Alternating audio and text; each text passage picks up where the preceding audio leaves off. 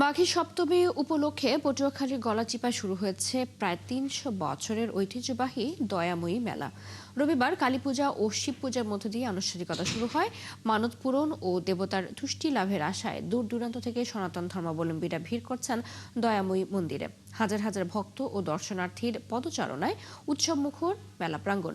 শিশুদের জন্য রয়েছে বাহারি খেলনার দোকান, পাশাপাশি বসেছে মাটির বাসন, গৃহস্থালির সামগ্রী ও নানা ধরনের খাবারের দোকান।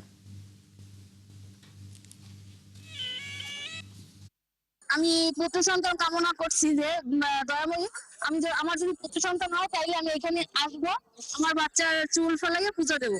অনেক দূর থেকে মায়ের আরাধনা করে যে মনোবাসনা যেন পূর্ণ হয়, এই কারণে মায়ের মন্দিরে সবাই দর্শন করতে আসে। 300 বছর ধরে এই মেলা উদযাপিত হয়ে আসছে।